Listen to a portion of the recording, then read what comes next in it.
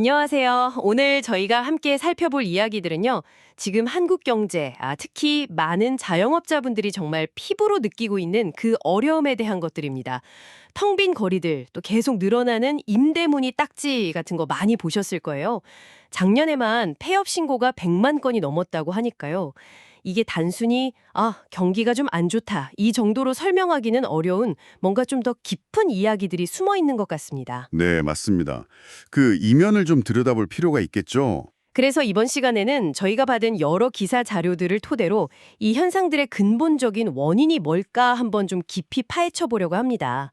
뭐 자영업 위기에서부터 시작해서요. 우리 경제의 아주 큰 부분을 차지하는 서비스업 부진 문제, 또 좀처럼 잡히지 않는 이 고물가, 그리고 깊어지는 경기 침체, 그리고 또 금융 부실 문제까지 이게 다 어떻게 얽혀 있는지 그 연결고리를 한번 찾아보겠습니다. 네, 그 연결고리를 파악하는 게 중요하죠. 저희 목표는요, 이 자료들을 통해서 지금 상황의 핵심적인 요인들을 좀 입체적으로 이해하고 이게 결국 듣고 계신 여러분들의 삶에는 또 어떤 의미가 있는지 그걸 함께 생각해 보는 겁니다.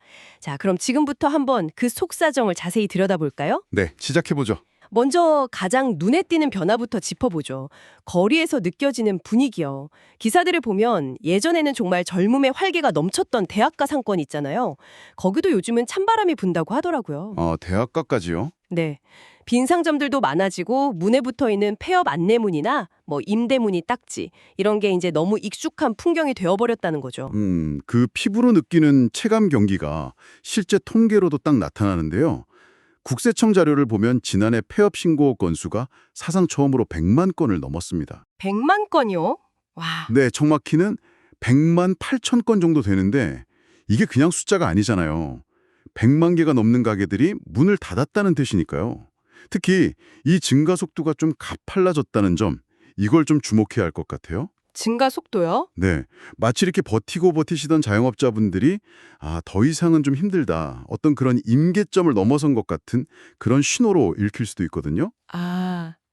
100만 건이라니 정말 상상하기 어려운 숫자네요. 이게 뭐 몇몇 가게만의 문제가 아니라는 게 확 와닿습니다. 어떤 기사에서는 그 분위기를 아주 실감나게 묘사했던데요. 어떤 식으로요? 예를 들면 불 꺼진 가게 쇼윈도에 텅 빈 주차장이 비치고 또 옷 입은 마네킹만 덩그러니 남아있는 그런 모습들이요. 이런 이미지들이 정말 벼랑 끝에 선 자영업자분들의 그 막막함을 더 잘 보여주는 것 같아요. 맞아요. 그런 시각적인 묘사들이 지금 자영업자들이 처한 현실의 무게를 느끼게 해주죠. 근데 이제 중요한 건 왜 이렇게 많은 가게들이 문을 닫게 되었을까? 그 원인이잖아요. 네, 그게 핵심이죠. 자료들을 보면 공통적으로 지목하는 게 있습니다. 바로 장기화된 경기 침체, 그리고 고물가. 이것 때문에 소비 심리가 위축됐다는 거예요. 소비 심리 위축. 네, 사람들이 이제 허리띠를 졸라매기 시작하면서 외식이라던가 소매, 뭐 여러 생활 서비스들 있잖아요. 우리 생활과 아주 밀접한 업종들, 여기가 가장 먼저 타격을 받고 있다는 분석입니다. 결국엔 뭐 지갑 사정이 어려워지니까 당장 꼭 필요하지 않는 소비부터 줄이게 되고 그게 바로 자영업자분들의 매출 감소로 딱 이어지는 거군요. 그렇죠. 그런데 이게 단순히 몇몇 업종의 부진, 이걸로 끝나는 문제가 아니라는 점을 자료들은 계속 강조하고 있어요. 특히 서비스업의 어떤 구조적인 어려움을 지적하는데 이 부분은 좀 더 깊이 살펴볼 필요가 있겠어요. 네, 이건 정말 중요한 지점입니다. 서비스업이 왜 중요하냐? 우리나라 전체 취업자의 약 70% 정도가 바로 이 서비스업에 종사하고 있거든요. 70%나요? 와. 네. 그러니까 서비스업은 우리 경제의 허리라고 할 수 있고 또 고용에 있어서는 절대적인 기반인 셈입니다. 그렇군요. 따라서 이 서비스업이 흔들린다는 건요. 단순히 뭐 식당 몇 개, 미용실 몇 곳의 문제가 아니라는 거죠. 이게 고용 불안정을 심화시키고 소비 여력을 더 위축시키고 궁극적으로는 금융 시스템의 불안정성까지 가져올 수 있는 이른바 시스템 리스크로 번질 가능성이 있다는 겁니다. 시스템 리스크요? 네. 그 파급 효과가 경제 전반에 미칠 수 있다는 점을 우리가 경계해야 한다는 거죠. 70%라니 정말 우리 경제의 근간이네요. 그러니까 서비스업의 위기는 곧 우리 일자리 문제, 그리고 내수 경제 전체의 문제로 바로 연결될 수 있다는 말씀이시군요. 맞습니다. 자료에서도 구체적인 사례들이 좀 보이던데요. 예를 들면 올해 상반기에 학원업 매출이 작년 같은 기간보다 월별로 봤을 때 최대 7.3%까지 줄었다고 해요. 아, 학원업도요? 네, 특히 뭐 성인 대상 어학원이나 직업훈련 학원 이런 곳들의 타격이 좀 컸다고 하고요. 네, 아무래도 성인 대상하고는 경기가 어려워지면 자기개발 투자를 좀 줄이는 경향이 나타나서 더 민감하게 반응하는 편이죠. 또 다른 사례를 보면요.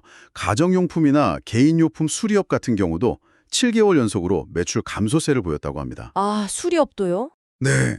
아마 사람들이 물건 고장나면 새로 사기보다는 좀 고쳐 쓰거나 아니면 아예 직접 고치는 DIY를 택하는 경우가 늘어난 영향이 아닐까 싶어요. 미용실이나 목욕탕 같은 업종도 마찬가지로 뚜렷한 매출 하락세를 겪고 있고요. 정말 생활하고 아주 밀접한 곳들이네요. 미용실 가는 횟수를 좀 줄인다거나 집에서 그냥 직접 머리를 다듬는 식으로 소비를 줄이는 모습들, 그게 바로 통계로 나타나는 거군요. 그렇죠. 바로 그렇게 연결이 되는 거죠. 아까 잠깐 언급됐던 대학가 식당 사장님 인터뷰도 참 인상 깊었습니다. 지금은 나라고 예외가 아니다. 이 말이 현재 상황의 어떤 보편적인 어려움을 딱 보여주는 것 같았어요. 네. 그런 생활 밀착형 서비스업은 소비 심리 변화에 가장 즉각적으로 그리고 또 민감하게 반응할 수밖에 없거든요. 그런데 문제는 이 매출 감소가 여기서 끝나지 않는다는 겁니다. 더 심각한 문제, 바로 부채의 덫으로 이어진다는 점이죠. 맞아요. 그 부분이 정말 우려스러웠습니다. 매출이 줄어드니까 당장 대출금 갚기가 어려워지는 그런 상황이 발생하는 거겠죠? 정확합니다. 서비스업의 금융 부실 문제가 이게 좀 심상치가 않아요. 올해 상반기 기준으로요. 서비스업의 고정이하 여신. 이게 뭐냐면 원금이나 이자가 3개월 이상 연체된 부실 채권을 말하는데요. 아, 3개월 이상 연체된가요? 네. 이 규모가 1조 3,005억 원을 넘어섰습니다. 1조 원이요? 서비스업에서만? 네, 이게 얼마나 심각한 수준이냐면 제조업 다음으로 가장 높은 수치예요. 제조업이 한 1조 1,029억 원 정도 되거든요. 그리고 더 큰 문제는 증가 속도가 매우 가파르다는 점입니다. 고정이하 여신, 그러니까 은행 입장에서는 이거 떼일 가능성이 좀 높다 이렇게 분류되는 대출이 서비스업에서만 1조 원이 넘는다는 거네요. 와, 예전에는 주로 부동산 PF 부실을 걱정했는데 이제는 서비스업 대출이 새로운 뇌관으로 떠오르고 있다. 이런 분석이군요. 그렇습니다. 2022년 이후 상반기 기준으로 이 고정이하 여신이 1조 원을 넘어선 업종이 제조업하고 서비스업뿐이라는 사실은요. 우리 경제의 두 축에서 동시에 위험 신호가 커지고 있다는 걸 의미해요. 특히 서비스업은 제조업에 비해서 담보 능력이 좀 부족한 중소기업이나 영세 자영업자 비중이 높아서 충격에 더 취약할 수 있습니다. 개인 사업자들의 상황은 더 심각해 보이던데요. 자료에 따르면 빚을 제때 갚지 못하는 개인 사업자, 그러니까 금융채무 불이행자 수가 2020년 말에는 한 5만 1,000명 수준이었는데 올해 7월 말 기준으로는 16만 1,000명을 넘어섰다고 합니다. 16만 명이요? 와, 네, 불과 한 4년 반 만에 3배 이상 급증한 거죠. 특히 2023년부터 그 증가세가 정말 가파르게 나타나고 있어요. 이게 바로 그 악순환의 고리를 보여주는 단적인 예입니다. 뭐랄까, 매출 감소, 그러면 대출 연체 증가. 그럼 은행은 위험 관리 강화하고 대출 심사 까다롭게 하겠죠. 그럼 자영업자는 자금 조달이 더 어려워지고, 그럼 운영난이 심화돼서 다시 매출이 감소하거나 폐업하는 이런 흐름인 거죠. 악순환이네요, 정말. 네, 실제로 올해 상반기에 5대 시중은행의 기업 부문 전체 고정이하 여신 규모는 작년 같은 기간보다 20%나 늘었는데요. 같은 기간에 기업 대출 총량 증가율은 1.25%에 그쳤다는 통계도 있어요. 할 수도 있는 기업들마저 돈을 구하지 못하는 그런 상황이 발생할 수도 있다는 거잖아요. 네, 바로 그 금융 사각지대 문제입니다. 은행들이 이제 건전성 관리를 위해서 대출 문턱을 높이다 보니까 상대적으로 신용도가 아주 나쁘진 않지만 당장 운영자금이 꼭 필요한 중소 서비스 업체들이 자금 조달에 어려움을 겪게 되는 현상이죠. 꼭 필요한 곳에 돈이 돌지 못하게 되는 겁니다. 이건 단기적인 유동성 위기만 넘기면 회생할 수 있는 기업들마저 도산으로 내몰 수 있다는 점에서 아주 심각한 문제라고 할 수 있습니다. 이 어려운 상황 속에서도 특히 더 취약한 분들이 계신 것 같습니다. 금융채무 불이행자 현황을 연령별로 분석한 자료를 보니까 마음이 더 무거워지더라고요. 60대 이상 고령층 자영업자의 상황이 유독 심각해 보였습니다. 맞습니다. 이 부분을 보면 정말 좀 가슴 아픈 현실이 드러나는데요. 60대 이상 고령층 자영업자 중에서 금융 채무 불이행자 수가 2020년 말에는 약 7천 명 수준이었거든요. 네, 7천 명? 그런데 올해 7월 말에는 3만 5천 명을 넘어섰습니다. 3만 5천 명이요? 7천 명에서. 와, 네, 5배 가까이 폭증한 겁니다. 증가율로만 보면 전 연령대 중에서 압도적으로 가장 높아요. 5배라니 정말 충격적인 수치입니다. 단순히 숫자가 늘어난 것뿐만 아니라 그분들이 짊어진 빚의 무게도 상당하다고 하던데요. 그렇습니다. 더 심각한 건요. 60대 이상 채무 불이행자 1인당 평균 대출액이 약 2억 9,800만 원에 달한다는 점입니다. 1인당 거의 3억 원이요. 네, 이게 전 연령대 가장 높은 금액이에요. 50대는 한 2억 4,900만 원, 40대는 2억 300만 원 순으로 연령이 높을수록 평균 대출 규모가 커지는 경향을 보입니다. 이게 뭘 의미할까요? 아마도 은퇴 후에 퇴직금 같은 거 모아서 생계를 위해서 창업에 나섰다가 예상치 못했던 코로나 팬데믹 또 그 이후에 고금리, 내수부진 이런 삼중고를 맞으면서 더 큰 빚더미에 올라앉게 된 경우가 많다는 뜻 아닐까요? 어쩌면 노후 자금까지 다 끌어다 쓴 경우도 많을 것 같고요. 정확한 분석이십니다. 은퇴 후에 생계형 창업에 나섰다가 어려움을 겪는 고령층 자영업자분들의 그 고통이 이 통계에 고스란히 담겨 있다고 볼 수 있습니다. 한국은행 역시 지난 6월 금융안정보고서에서요. 자영업자 대출 연체율이 이미 높은 수준이고 소득에 비해서 원리금 상환 부담, 즉 DSR이라고 하죠. 이게 매우 크다고 진단했습니다. 네, DSR. 특히 서비스업 경기 부진으로 소득 회복이 더뎌지면서 앞으로 채무 상환 능력이 개선되기 어려울 수 있다는 우려도 표명했죠. 어쩌면 노후 파산의 그림자가 점점 짙어지고 있는 건지도 모릅니다. 정말 안타까운 현실입니다. 그런데 어려움이 여기서 그치지 않는 것 같아요. 자료를 보니까 우리가 일상에서 느끼는 또 다른 부담, 바로 물가에도 예상치 못한 변수가 작용하고 있다는 분석이 있더라고요.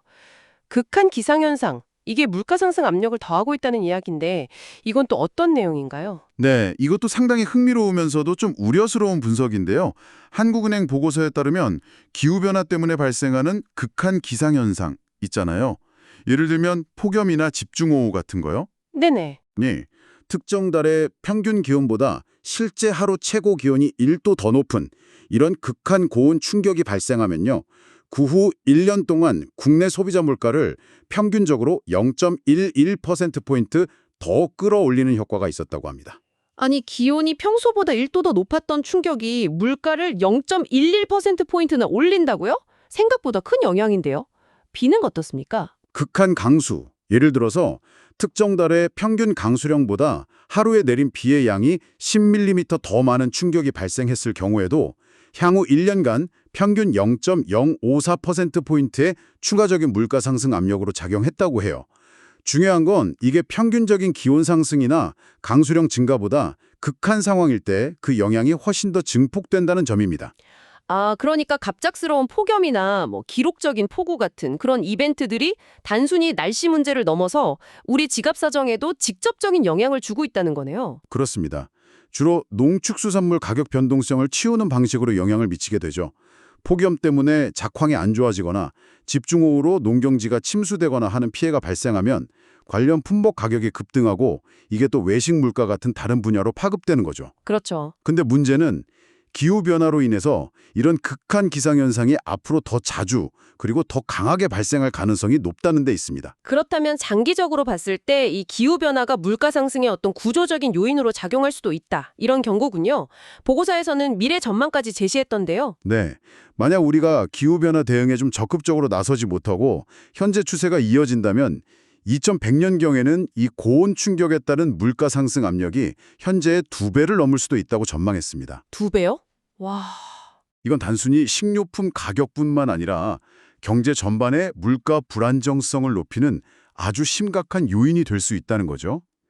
자영업 위기, 소비 부진, 부채 증가에 더해서 기후변화발 물가 압력까지 정말 사면 초과라는 말이 떠오르는 복합적인 어려움에 직면한 상황입니다. 상황이 정말 심각하다는 것을 여러 데이터를 통해서 확인할 수 있었습니다. 그렇다면 전문가들은 이 현 상황을 어떻게 진단하고 있을까요? 이게 단순한 경기 사이클의 문제로 보는 건 아닌 것 같습니다. 맞습니다. 전문가들은 지금의 상황을 단순히 특정 업종 몇 개의 부진이나 일시적인 불황 이렇게 보지 않아요. 오히려 우리 경제에 어떤 구조적인 변화를 알리는 신호탄일 수 있다 이렇게 보고 있습니다. 구조적 변화의 신호탄이요? 네, 특히 앞서 계속 강조했지만 국민 10명 중 7명이 종사하는 이 서비스업의 위기가 내수 기반과 고용 안정성 전체를 뿌리채 흔들 수 있다는 점을 매우 심각하게 경고하고 있습니다. 또한 과거 제조업 중심의 금융지원 관행에서 좀 벗어나서 서비스업의 특성, 예를 들면 무형자산 가치라던가 현금 흐름 중심의 평가 같은 것들을 고려한 새로운 접근 방식이 필요하다는 지적도 꾸준히 나오고 있고요. 경제 구조 자체의 변화 가능성까지 언급되는군요. 그렇다면 이 복합적인 위기에 대한 해법은 어떤 것들이 제시되고 있나요? 워낙 문제가 얽혀 있어서 단편적인 처방으로는 좀 어려울 것 같은데요. 네, 그래서 종합적인 전략이 필요하다는 의견이 지배적입니다. 몇 가지 방향을 좀 말씀드리면 우선 업종별 또 지역별 데이터를 기반으로 해서 위험 징후를 좀 조기에 감지하고 면밀히 모니터링하는 시스템을 강화해야 한다 이런 주장이 있습니다. 선제적인 대응을 위해서죠. 네, 조기 감지 중요하죠. 또한 당장의 어려움을 겪고 있는 자영업자분들이나 중소기업들을 위해 정책자금 지원을 확대하고 또 은행들이 중금리 대출을 좀 더 적극적으로 공급하도록 유도하는 방안도 필요합니다. 자금 지원 확대와 함께 아까 지적됐던 그 금융 사각지대 문제 해소를 위한 노력도 중요하겠네요. 그렇습니다. 단순히 신용등급만으로 획일적으로 평가할 게 아니라 기업의 기술력이라든지 성장 가능성, 또 현금 흐름 같은 다양한 요소를 반영하는 신용평가 체계를 좀 다변화해야 한다. 이런 제언이 나옵니다. 그래야 잠재력 있는 기업들이 일시적인 어려움으로 쓰러지는 걸 막을 수 있겠죠. 평가 체계의 다변화. 더 나아가서 고용 불안정에 대비한 사회 안전망 강화, 예를 들면 실업급여를 확대한다거나 재취업 지원 프로그램을 강화하는 것들, 이런 것도 병행되어야 합니다. 정부와 금융권이 좀 함께 머리를 맞대고 서비스업 생태계 전체를 살리기 위한 어떤 큰 그림의 회복 프로그램 같은 것이 필요하다. 이런 목소리도 들립니다. 국회 차원에서도 관련 논의가 진행되고 있는 것 같고요. 네, 국민의힘 박성훈 의원이 나이스 평가 정보 자료를 분석해서 자영업자 연체 급증 문제를 구체적인 수치로 제시하면서요. 정부와 금융당국에 보다 실효성 있는 맞춤형 채무 조정 방안, 그리고 재기를 도울 수 있는 지원 대책 마련을 강력히 촉구했다는 내용도 자료에 포함되어 있습니다. 아, 맞춤형 채무 조정과 재기 지원이요? 네, 단순히 부실 위험을 관리하는 차원을 넘어서 적극적인 정책 개입을 통해서 연착륙을 유도하고 재기의 발판을 마련해 주어야 한다는 주장입니다. 이런 거시적인 대책 논의와 함께 현장에서 작지만 좀 의미 있는 움직임도 있다는 점은 그나마 다행입니다. 아까 잠깐 언급됐던 대학가 상권의 경우에요. 일부 학생들이 자발적으로 나서서 재정적으로 어려운 영세 식당의 낡은 환경을 개선해주는 그런 봉사활동을 펼치고 있다는 소식도 있었어요. 아, 그런 움직임도 있군요. 네, 물론 이것만으로 근본적인 문제가 해결되진 않겠지만 그래도 어려운 상황 속에서도 서로 돕고 함께 위기를 극복하려는 어떤 공동체의 노력이 있다는 점은 작은 희망을 보여주는 것 같습니다. 그렇죠. 그런 연대 움직임들이 심리적인 위축감을 조금이나마 덜어주고 또 상권의 활기를 불어넣는 계기가 될 수도 있을 겁니다. 오늘 저희는 여러분께서 제공해 주신 자료들을 통해서 현재 한국 경제가 겪고 있는 어려움, 특히 자영업자와 서비스업이 직면한 위기의 여러 단면들을 좀 깊이 있게 살펴보았습니다. 거리에서 보이는 폐업 증가와 상권 위축이라는 그런 가시적인 현상 뒤에는 소비 부진이라는 근본적인 원인이 있었고요. 또 이는 다시 부채 급증, 특히 생계형 창업에 나선 고령층의 취약성을 더 심화시키는 결과로 이어지고 있었습니다. 네. 여기에 더해서 기후변화라는 예상치 못한 변수까지 물가 불안을 가중시키면서 어려움을 더하고 있다는 점도 확인했고요. 이 모든 문제들이 정말 서로 복잡하게 얽혀 있음을 알 수 있었습니다. 네, 오늘 살펴본 내용들은 결코 특정 집단만의 문제가 아닙니다. 아까도 말씀드렸듯이 서비스업은 우리 고용의 절대적인 비중을 차지하고 있고 내수 경제의 핵심 축이거든요. 그렇죠. 따라서 이 서비스업의 위축과 자영업자분들의 어려움은 곧 우리 모두의 일자리, 또 소비 생활, 나아가서는 경제 전체의 활력과 안정성에 직접적인 영향을 미칩니다. 아마 듣고 계신 여러분 중에서도 주변 상점들의 변화를 목격하시거나 지인들의 어려움을 전해 들으면서 비슷한 상황을 체감하고 계신 분들이 적지 않을 것 같아요. 네, 맞아요. 오늘 우리는 현 상황의 심각성 그리고 여러 제안된 해결책들을 함께 짚어봤습니다. 소비 부진에서 시작해서 부채 문제, 고용 불안, 그리고 이제는 기후 변화의 영향까지 정말 실타래 점 얽힌 이 복잡한 상황을 보면서 마지막으로 이런 질문을 던져보고 싶습니다. 이 수많은 연결고리들 중에서 과연 어디를 풀어야 가장 효과적으로 긍정적인 연쇄 반응을 일으킬 수 있을까요? 우리가 가장 먼저 집중해야 할 핵심 고리는 무엇일지, 혹은 우리가 현재의 어려움에만 집중하느라 미처 예상하지 못하고 있는 이 상황을 방치했을 때 나타날 수 있는 또 다른 더 심각한 결과는 없을지, 이 질문에 대한 답을 함께 고민해 보시면 좋겠습니다. 오늘은 여기서 마무리하겠습니다.